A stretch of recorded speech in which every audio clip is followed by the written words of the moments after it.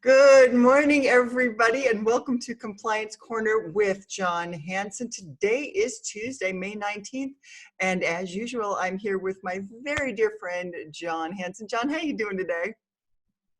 Doing good, thank you. That's fantastic. That's fantastic. Okay, so I kind of enjoyed the title of our topic today. It says, Clean It Up. So what are we cleaning up, John? Well, my dad, who was kind of responsible for bringing me into real estate years ago, used to always tell me from time to time. He'd ask me the question. He'd say, "Are you getting sloppy?" I would say, "What?" And he'd say, "Well, it's just really easy in this business of real estate to just get sloppy. To just forget to do this or forget to do that, and then the auditors come around and that kind of thing." And so when I say clean it up, I mean we've got to, sometimes things seem fine until the auditors come and do an audit or until this or that. And so there's just certain things that we get a little bit too comfortable doing or not doing that I want to make sure we're taking care of. Okay, love it. Fantastic. So you've got four main points that we're going to talk about here. So the first one is make sure your Department of Licensing license name matches what is on your contracts.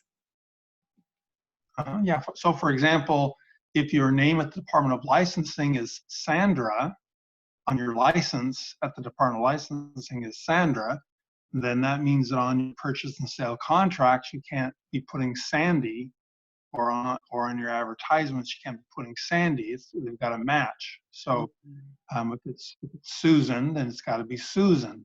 So that's easy. If you're going by Sandy, or if you're going by Sue, or the shortened version, it's easy to change your Department of Licensing license to match that. So that's the easy thing to do. So there is the MCA in each office can assist you with getting that name changed on your license at the Department of Licensing to match what you're using on your contracts. Okay, perfect, perfect. And our second one here, and I love this one, grammar check, run it by you. Accept and accept are very different. Okay, I just put that as an example because there are, spell check will check things and then you'll think it's okay, and sometimes it'll do autocorrects for you and do crazy stuff. But I would just suggest to you that as you're writing things on your contracts, especially Forms 34 or the 22D other, that you would go ahead and send those to me and just let me check it for you and see if it's worded appropriately. See if we're making a little mistake like accept versus accept, which was there the other day. And so Oh there's my gosh. things like that make a big difference. And I was, I'm not an expert, but I was, I was had an English minor in college, so I was, I understand a little bit about some of these technical things and can help pick some stuff up for you. Sounds great. Sounds great. Okay, point number three is deliver all notices to both email addresses at the bottom of the purchase and sale agreement.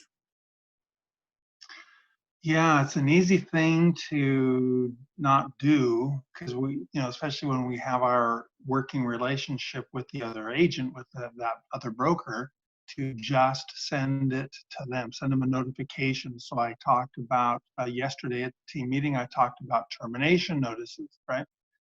And if you send that termination notice to just the just the other broker, just the other agent you're working with in the transaction, that is possibly of no consequence. So it needs to go always to both of those email addresses, both the firm's email address and that other email address, Okay. the agent's email address. Okay, great. And then our final one is probably the most important one. It is get that earnest money deposited on time.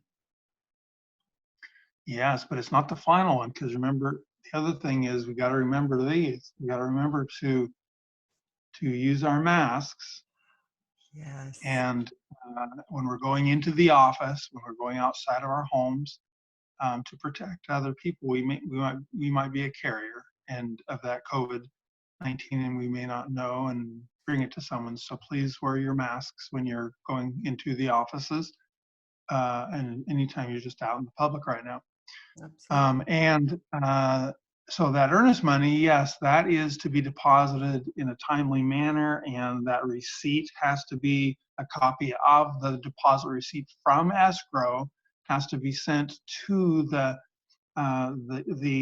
buyer who made that deposit, to the listing office, and also to your office. And so we need to have a copy of that immediately into our file. And there's nothing the Department of Licensing looks at closer than earnest money deposits. So please make sure those are timely deposits. And we're looking at terminating one today as a seller because the buyer didn't get the earnest money deposit there in time. Seller said, I want out. So it looks like it's going to happen. Please get those in on time. Absolutely. Okay, so the moral of the story is stop being sloppy, clean things up, and make sure that we're nice and tight when it comes to everything. And absolutely, please wear your masks. Okay, John, as always, thank you so much, my friend. And I always enjoy starting my days with you. And I hope everybody has a fantastic rest of your day. See you later.